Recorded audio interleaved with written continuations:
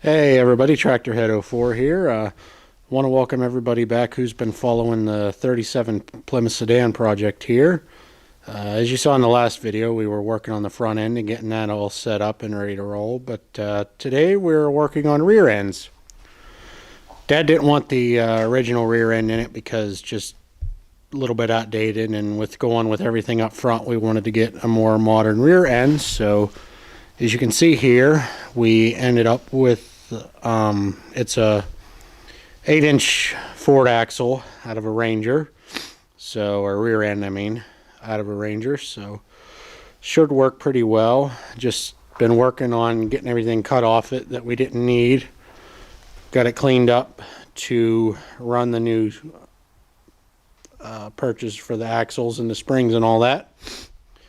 So anyway, but got this pretty much ready to throw under the car to test.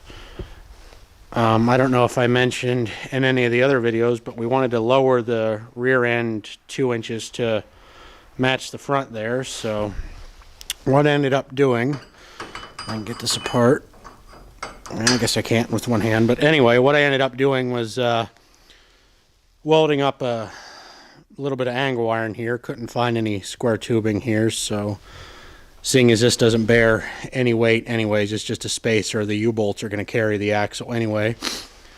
What I ended up doing was welding up some 3/16 angle iron to give us our 2-inch spacer block, and then the axle perch will go on top, and that's what gives us our drop, is the axle sits on top of the springs on this particular car. So anyway, like I said, just getting ready to throw the axle under so we can figure out what needs to happen as far as rear wheel spacing and everything there. Not entirely sure what we're going to do for rear wheels yet, so might have to run a set of spacers on this. I know if we run the wheels that are on it now, just for mock-up purposes, it needs inch spacers on each side, which isn't a big deal, but depending on what we run, it'll just kind of decide. So for now, we're leaving everything alone. We're just gonna get it under and sort of see what we have. So anyway, I'm gonna get the axle thrown under here, and I will probably shoot a quick video clip when it's underneath. So I'll talk to you then. Alrighty, and we got the axle onto the car here. Still got to put a set of U-bolts on, but not sure if we have a set that'll fit yet. Got to go up and see if the set my uncle gave us to try that we had to use on the Torino to get it moved, because we cut the ones off it because they were froze solid, will work. So, but anyway, this is basically what we got, because the car does have weight on it. It's sitting on blocks on the springs, so this is essentially how it's going to sit regardless of whether the axle's U-bolted on or not. But overall, pretty happy with it for sure. One of the reasons, I don't think I mentioned it in the other clip, but one of the reasons we needed to go to a newer axle also was the gear ratio.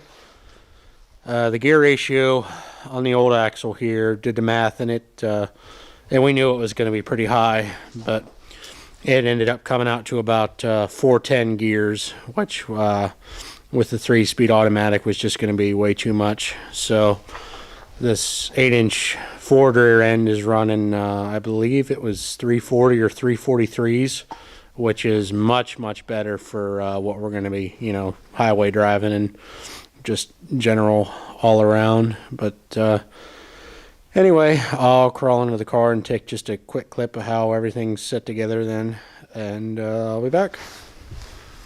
Okay, so I apologize, the lighting's pretty crappy under here. The one flashlight's dead and the other one's up at the house, but you can get sort of a rough idea of what we got going here. I've got the spring on the bottom, and then that's the 2-inch spacer that I made that I showed you guys in one of the other segments, and then got the axle sitting on top.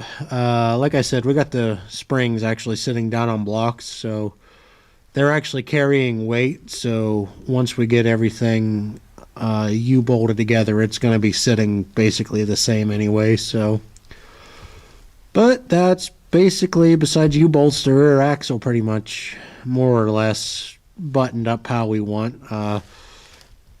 Still got to weld the perches onto the axle itself, so it can't move. But for now, this will work for mock-up purposes. We get everything kind of set up how we want it. I'll crawl in there and put a couple tacks on it so it can't move. But anyway, I think the next project on this thing is to move back up front and get the front end buttoned up a little more. Still got to weld the axle perches onto the front axle as well. So anyway, thanks for watching, and stay tuned for more, because there's plenty of work to do on this thing.